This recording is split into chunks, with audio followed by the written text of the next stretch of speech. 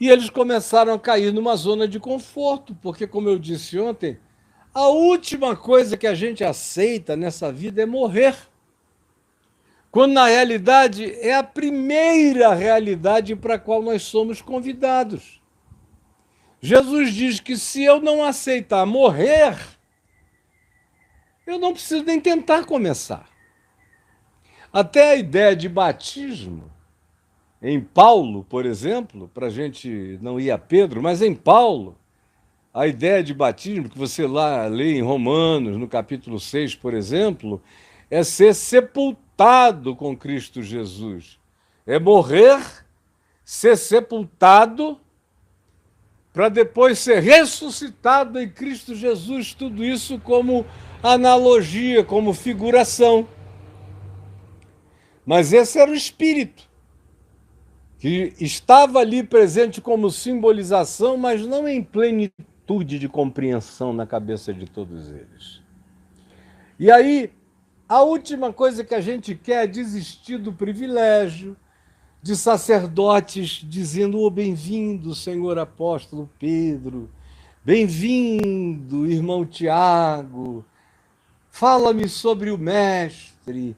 Eles foram ganhando um status antes de vir a perseguição de Estevão, aquele ato, depois de Atos 3, da cura do paralítico e da libertação dos encarceramentos iniciais, eles ganharam um status nos meses seguintes, no tempo seguinte. E aquilo gerou um espírito de conforto. E quem queria largar aquele conforto daquelas paredes da Jerusalém amuralhada, das palmas, das reverências, da celebração de que eles eram os mestres gnósticos do Evangelho de Cristo Jesus, que supostamente só eles sabiam ou sabiam mais do que todo mundo e por isso tinham um papel mais elevado, praticamente numa espécie de gnosticismo do Evangelho.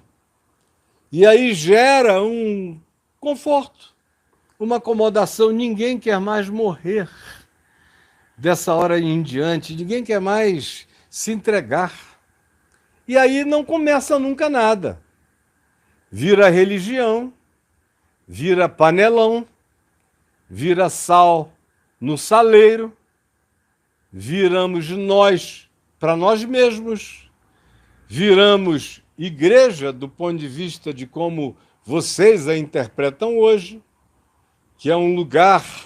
Chegam a haver igrejas, no passado muito mais, que diziam que até para você comer do pão e beber do vinho, você tinha que pertencer àquela ordem congregacional e àquela congregação em si, senão nem o pão e o vinho você poderia tomar.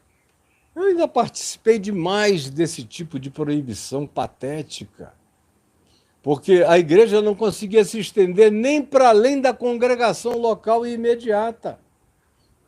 A palavra interdenominacional, há 50 anos atrás, quando eu comecei a pregar o Evangelho, era um palavrão que pouca gente entendia. Eu fui um dos que mais trabalhei para ajudar as pessoas a entenderem a necessidade mínima de haver interdenominacionalidade, intercoinonia, intercomunhão, interrelação entre cristãos, não importando de onde eles vinham ou em que lugar frequentavam. Mas eu era chamado de herege, simplesmente por dizer que essas paredes não deveriam separar um cristão do outro na mesma cidade, no mesmo bairro, no mesmo lugar, com a mesma confissão. E naquele tempo a confissão de fé, por mais parca e pobre e pífia que ainda fosse, era pelo menos quase a mesma. Mas é uma vocação inata, intrínseca para essa acomodação, para essa necessidade de sobrevivência que é anti-evangélica.